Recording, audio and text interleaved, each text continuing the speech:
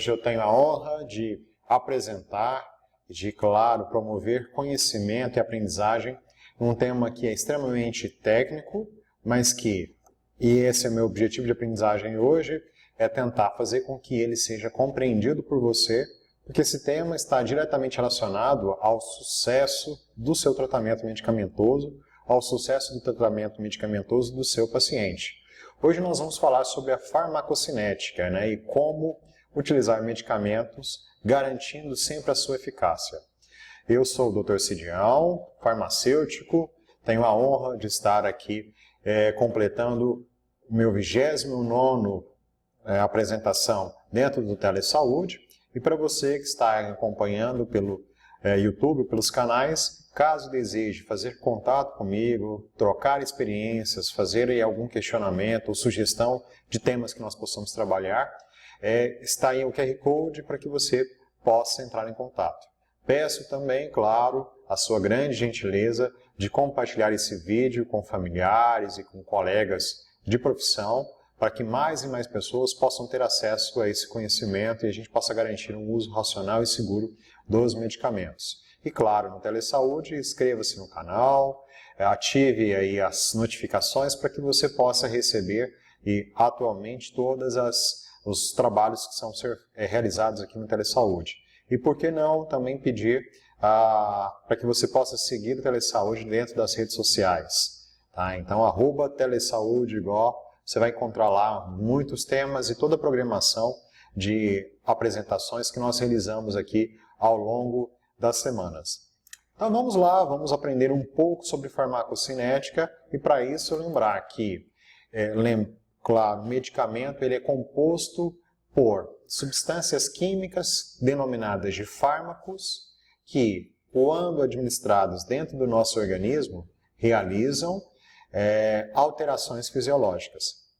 E esses fármacos eles são ali administrados com fins terapêuticos, ou seja, restaurar, recuperar o seu equilíbrio dinâmico, recuperar a sua homeostase. E a farmacologia ela é justamente a ciência que estuda a interação entre essas substâncias químicas e os organismos vivos. E dentro da farmacologia nós temos uma classificação, uma divisão da farmacologia médica, que justamente trabalha os fármacos, as substâncias utilizadas na prevenção, no diagnóstico e no tratamento das doenças.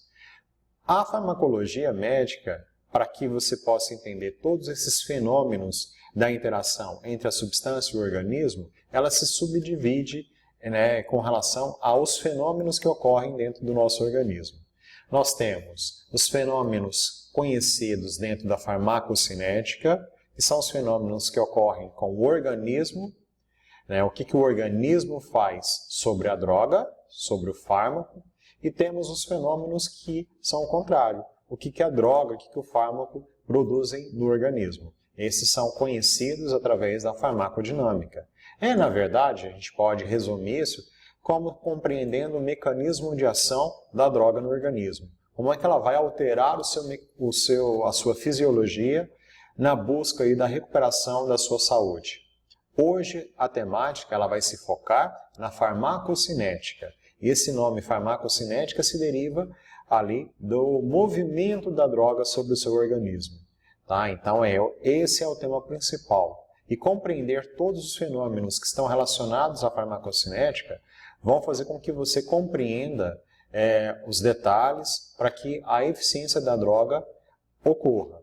E um detalhe muito importante, pode ser que o sucesso de um tratamento esteja na forma pelo qual ele é administrado, seja pela forma como ele é absorvido no organismo, seja pela escolha da via de administração, seja pela possibilidade de metabolismo dessa droga no organismo ou pela sua impossibilidade, e por que não entender que algumas reações de intoxicação ou até alguns efeitos colaterais estão ligados pela incapacidade do organismo de metabolizar e de excretar essa droga, de eliminá-la de dentro do organismo. Tá? E um fato muito importante, o que ocorre com a droga depois que ela é absorvida no organismo?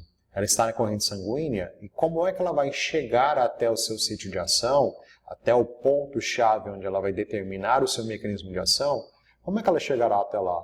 Será que ela estará, pela sua carga elétrica, presa a uma proteína sanguínea ou ela estará livre? Se ela estiver presa, ela terá a capacidade de se ligar ao seu sítio de ação e realizar a atividade farmacodinâmica ou não? Tudo isso são pontos que precisam ser conhecidos por todos, né, e principalmente por aqueles que estão ligados, aqueles profissionais de saúde, que estão promovendo um tratamento e nesse tratamento envolve o uso de medicamentos. Então é muito importante que nós tenhamos esse conhecimento técnico. É daí que, por exemplo, a gente vai determinar se um medicamento ele deve ou não ser utilizado com alimentos. Seja, também outro ponto importante, será que esses alimentos não podem interagir com essas drogas? Então tudo isso está dentro da divisão conhecida como farmacocinética, sendo trabalhado especificamente pela farmacologia. No slide que eu apresento agora, para que você está visualizando, você observa que existem duas grandes categorias na relação entre a farmacocinética e a farmacodinâmica, ou seja, na relação entre o movimento da droga no organismo e o efeito que essa droga vai produzir alterando o organismo. Então nós temos características que estão ligadas à droga e que vão determinar os fenômenos farmacocinéticos e características que estão ligadas ao organismo, que vão responder basicamente pelos efeitos da farmacodinâmica, certo? E essa relação entre esses dois fenômenos é que vai gerar a concentração da droga no sítio de ação, consequentemente, a interação nesse sítio de ação é que vai permitir o efeito farmacodinâmico. Então, para que você possa entender de forma resumida, desde a administração do medicamento até que você tenha o efeito do medicamento no organismo, aquela alteração fisiológica na busca por uma terapia adequada, tudo isso vai passar através dos fenômenos da farmacocinética. Portanto, é fundamental que você conheça as características físico-químicas da droga e, claro, também todos os detalhes específicos do organismo por onde essa droga vai passar, porque essas características é que vão determinar a interação com o organismo. Então, dentro das características farmacocinéticas específicas, a gente precisa compreender como ocorrerá o fenômeno da absorção, que é a passagem do meio exterior para o meio interior do organismo, como é que vai se dar, qual é a via de administração, quais são as barreiras sobre o nosso organismo que ele precisará ser quebrada, na verdade ser transposta para alcançar a corrente sanguínea. Quando alcançar a corrente sanguínea, como é que ele vai ser distribuído por todo o corpo, certo? E aí um detalhe importante, será que ele vai conseguir ultrapassar todas as barreiras que nós temos mesmo dentro da corrente sanguínea? Por exemplo, será que essa droga vai conseguir atingir tecidos e órgãos que são pouco irrigados, como, por exemplo, a intraósseo, ou atingir o sistema nervoso central, ultrapassando a barreira hematoencefálica, ultrapassando as meninges? Será que essa droga, ela posteriormente será transformada em um outro metabólito, em uma outra substância que tenha mais ação ou que seja inativa, pronta para ser eliminada pelos rins ou pelo trato digestório? Tudo isso é a farmacocinética.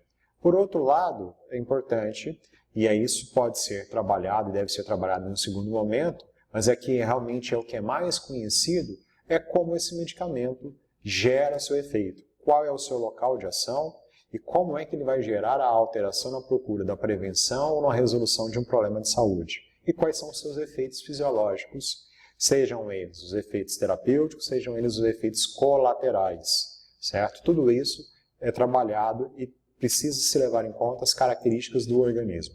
Mas hoje, como eu coloquei para vocês, nós vamos focar nos fenômenos da farmacocinética. Portanto, vamos lá, iniciando, como eu disse para vocês, a farmacocinética é o movimento da droga no organismo, passando por 4 fenômenos extremamente importantes. O primeiro deles é a absorção, que é a entrada, a absorção do medicamento, ultrapassando as barreiras externas do organismo. e fazendo com que essa droga chegue até a corrente sanguínea. E claro, dependendo da via de administração desse fármaco, você pode ter uma absorção completa de toda a porcentagem da droga que está disponível, ou pode ter parte dessa droga absorvida. O que chama muita atenção, e é uma palavra extremamente conhecida e falada, que é o termo biodisponibilidade, é exatamente essa quantidade de fármaco que chega até a sua corrente sanguínea depois da absorção. Então, vamos só para que a gente possa entender através de exemplos e que facilita bastante.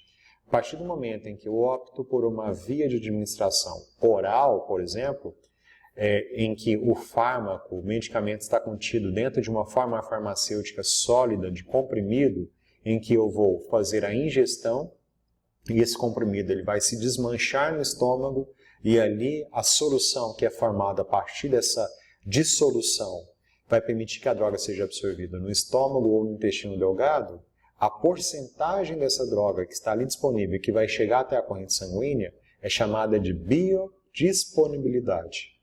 Já se sabe, é claro, que parte dessa droga vai se perder no meio do caminho. E o que vai chegar até a corrente sanguínea é o que vai estar disponível para o organismo realizar a sua ação. Por isso, o termo biodisponibilidade, é o que está disponível para o organismo. Isso é fundamental a gente ter essa compreensão. Tá? Esse fenômeno da absorção, ele leva assim, em conta o que vai ser ou o que não vai ser absorvido, as características físico-químicas da droga e as características da barreira que vai ser ultrapassada. Tá? Então é importante a gente entender que a absorção ela depende dos dois lados, dos dois jogadores, a droga e o organismo. A partir do momento em que ela está na corrente sanguínea, essa substância química, também pelas suas características físico-químicas, irá se ligar a proteínas sorológicas ou plasmáticas. São proteínas que estão presentes dentro do nosso plasma sanguíneo, a maioria delas produzidas no nosso fígado, e que vão permitir que essa droga chegue de forma protegida até o seu sítio de ação. Só que aí existe uma característica importante que a gente vai falar daqui a pouquinho. Essa substância só estará disponível para alcançar o sítio de ação, o local onde ele fará efeito, se ele estiver livre, se ele não estiver mais ligado à proteína. Então isso também cabe ali uma característica físico-química da droga. Chegou até o sítio de ação, ele vai fazer o seu efeito, seja ele o efeito fisiológico esperado, farmacológico, seja ele o efeito colateral, caso essa substância não esteja fazendo uma ação fora do sítio previsto, tá? Então não deixa de ser um efeito da droga, mas um efeito paralelo ao que eu quero, por isso ele é chamado de colateral. E depois disso ele precisa ser transportado para ser eliminado pelo organismo. Mas até lá ele pode alcançar, por exemplo, o seu tecido adiposo, e aí ele pode se armazenar no tecido adiposo, no nosso depósito de gordura, e ali ele pode permanecer inativo por vários e vários meses ou até anos, e voltar para a corrente sanguínea quando se quebra esse tecido adiposo, então há essa possibilidade, ou alcançar o fígado, e claro que no fígado ocorrerá ali toda uma série de reações químicas para que essa substância, essa droga, seja eliminada, seja metabolizada e o resultado aí é uma substância que não terá uma ação, um efeito, está pronta para ser eliminada pelos rins. Tá? E uma outra oportunidade também que ocorre é que essa droga pós-metabolizada ela pode ser eliminada sem passar pelos rins, através das vias biliares, armazenada ali junto com a bile na vesícula biliar e toda ela jogada dentro, claro, do intestino delgado no momento que se tem ali o processo de digestão, tá? Todo o movimento digestório. Então isso também pode ocorrer a eliminação, que nós chamamos de eliminação intestinal da droga, certo? Só que, claro, a maior parte das drogas são eliminadas pelos rins. A partir do momento em que você tem esse metabolismo da droga, o objetivo do fígado é fazer com que essa droga seja solúvel em água, transforma ela através de todo um fenômeno físico-químico, transforma uma droga em uma droga solúvel na água que vai ser dissolvida e eliminada junto com a urina. Então, a absorção, a distribuição, o metabolismo e a eliminação, todo esse conjunto é o movimento, o caminho que a droga percorre, portanto, são conhecidos como sendo os fenômenos farmacocinéticos. E, claro, vou aqui aprofundar um pouquinho mais para apresentar isso para vocês, certo? E lembrando que esse estudo da farmacocinética ele pode ser descritivo, onde você só representa os fenômenos que ocorrem, ou podem e devem ser também quantitativos, onde você envolve toda uma matemática para delimitar a velocidade, a velocidade de absorção, a quantidade de droga, a porcentagem que está biodisponível, a vida média da droga, o tempo que ele permanece no seu organismo, certo? E, portanto, avaliar, indicar quanto tempo essa droga permanece no seu organismo, o volume de distribuição e, no fim, a quantidade total presente dentro do seu organismo, certo? Então, essa é a farmacocinética quantitativa. E cabe ao farmacêutico clínico atuar também na questão da farmacocinética clínica, seja o paciente hospitalizado ou não, é muito fundamental que ele tenha conhecimento dentro da interpretação desses exames laboratoriais para que ele possa interpretar e adequar, ajustar juntamente com o prescritor a dosagem para que aquele paciente ele possa ter o mínimo suficiente para realizar, para ter no seu sítio de ação a medicação. Então, fundamental a farmacocinética. Nesse slide, a gente já tem um resumo de tudo aquilo que eu comentei, mas lembrando que a administração ela é independente das vias de administração, e aí só relembrando que eu posso ter a utilização do trato digestório, portanto, se eu utilizo o trato digestório, eu tenho a via oral, né? E se eu utilizo a via paralela à oral, eu tenho a via parenteral, certo? Onde você tem aí a aplicação da medicação diretamente na corrente sanguínea. Aí você tem inúmeras vias de administração, né? Você tem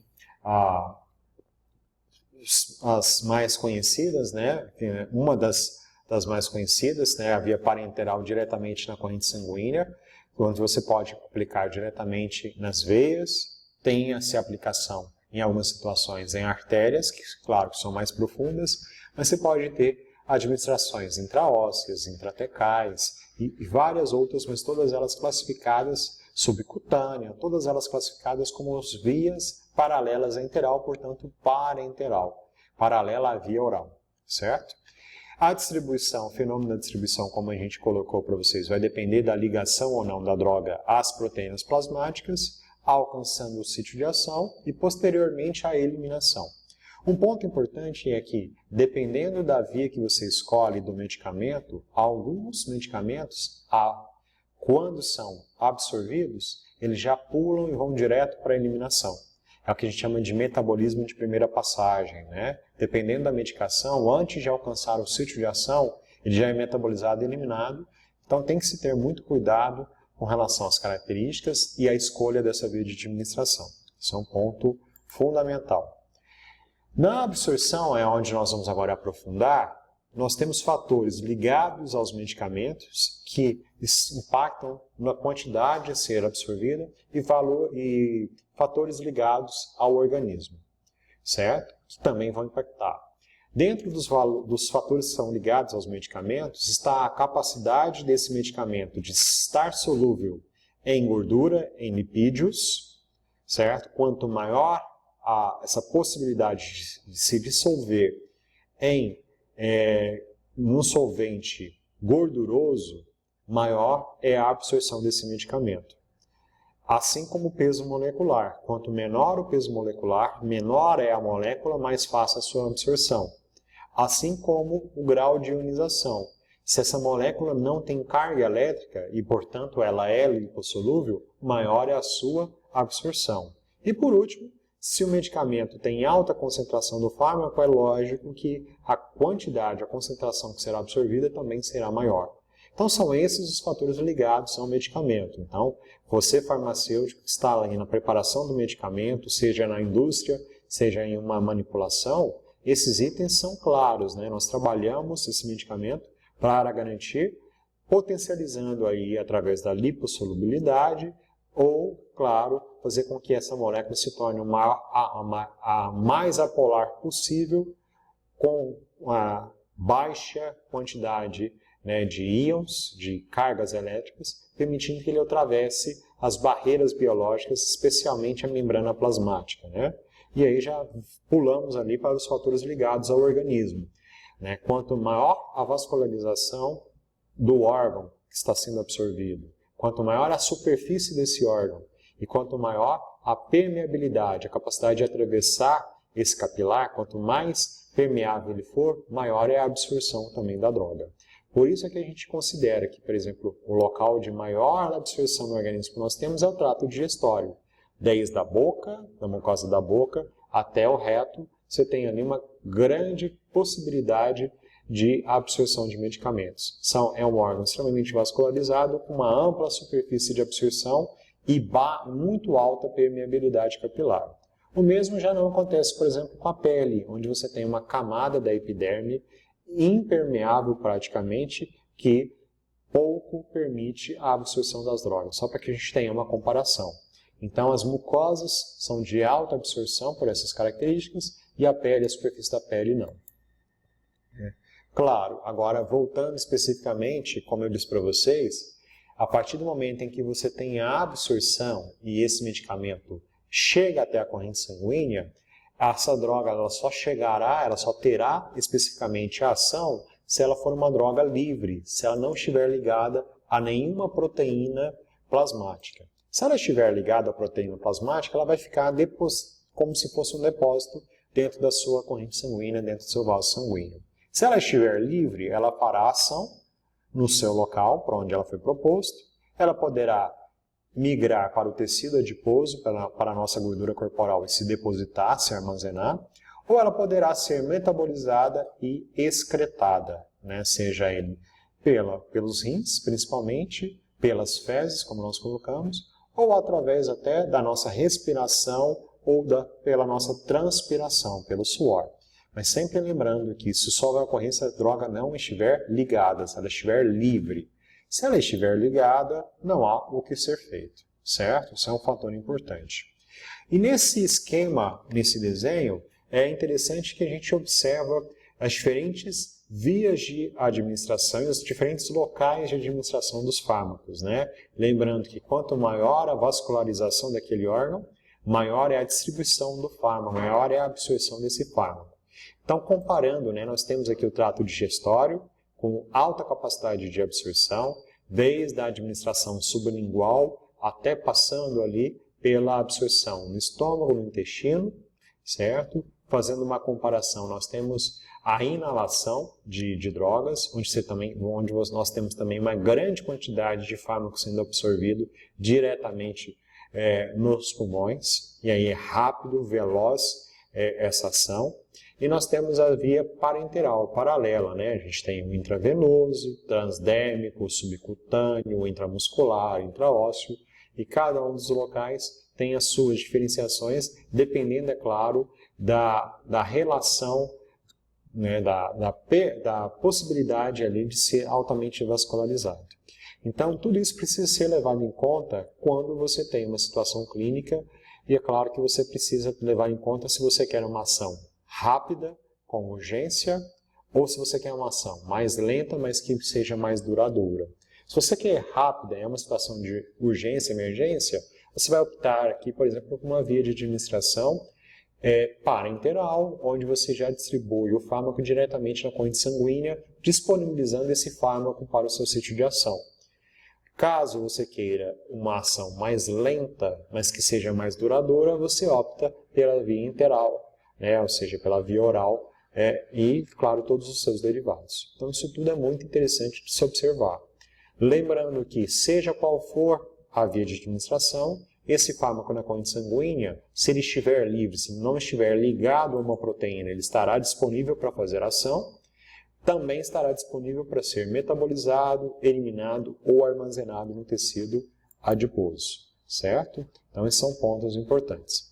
E essa absorção ela vai ocorrer através da passagem de uma barreira biológica que nós colocamos, que é a passagem através dos vasos sanguíneos, de fora para dentro e de dentro para fora, onde nós temos, né, uma especialização das membranas plasmáticas que formam as células endoteliais que recobrem o vaso sanguíneo, e através dessas especializações a gente tem uma facilitação, né, específica da passagem desses fármacos.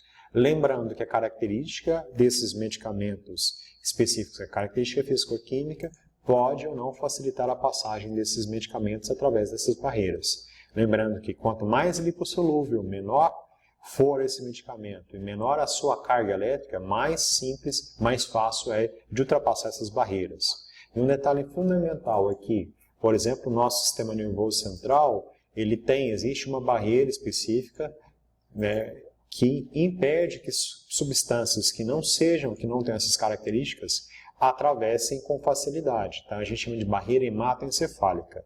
Já o fígado, por exemplo, não. Ele é um órgão que é extremamente aberto, extremamente permeável, que permite que o fármaco que está na corrente sanguínea alcance. Por isso é que fármacos que não conseguem alcançar, por exemplo, o sistema nervoso central, o encéfalo, alcançam o fígado para ali serem metabolizados. Esse é um ponto importante e é uma característica específica do fígado. E com relação à ligação química que se tem entre as drogas e as proteínas que estão presentes no plasma sanguíneo, isso vai depender da característica química da droga. Se ela tem um caráter ácido ou um caráter básico. Então nós temos a albumina, por exemplo, que tem uma característica mais ácida, portanto ela se liga a fármacos que têm uma característica básica.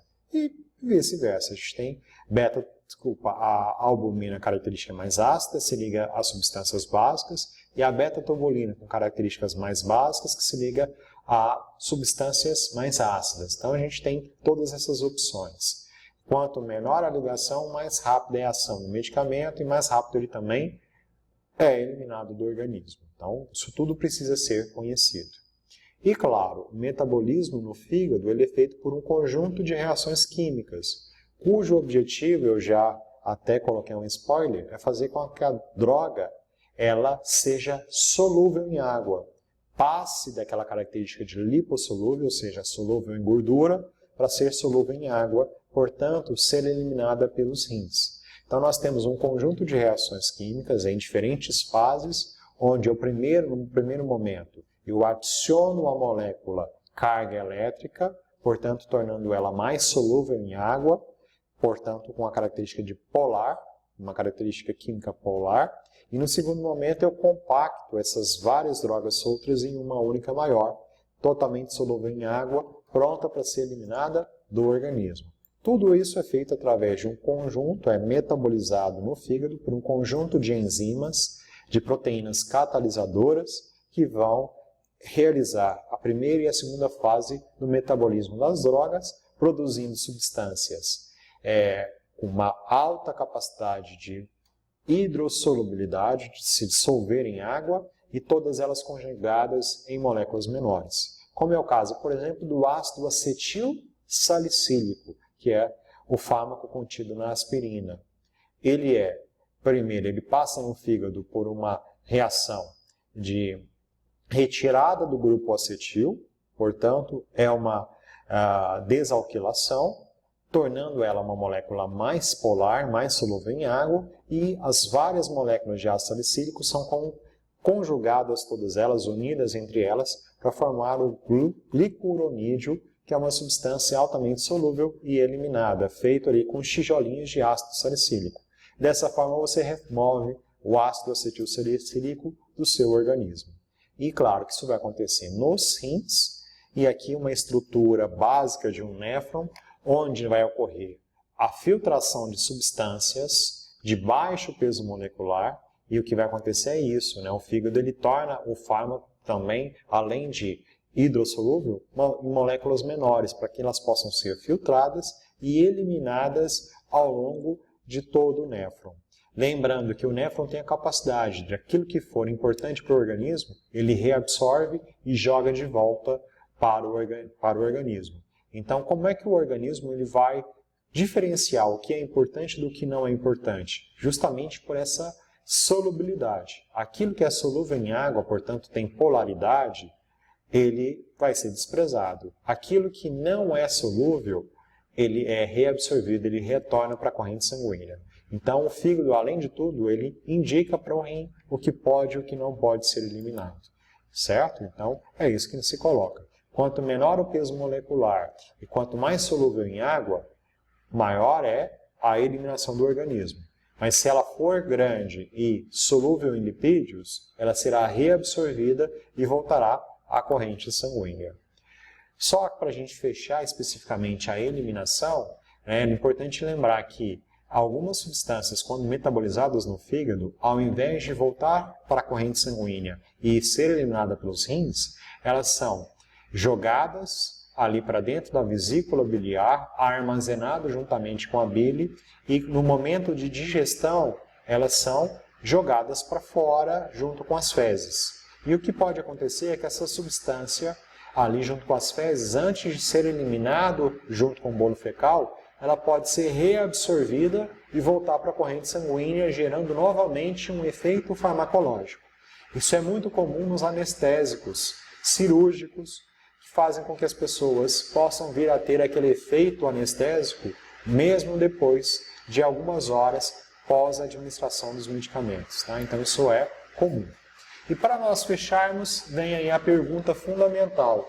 Por que eu devo conhecer a farmacocinética para garantir que o meu tratamento seja eficiente? Né? Porque nós precisamos conhecer, de um lado, as características do fármaco e as características do paciente para que a gente possa individualizar o seu esquema de tratamento, qual será a dose do fármaco, quais serão os intervalos para que ele faça a utilização desse medicamento, como será a administração, com ou sem alimentos, em jejum ou após a digestão, antes ou após o período, por exemplo, de descanso desse paciente. Então isso tudo precisa ser determinado através do conhecimento da farmacocinética.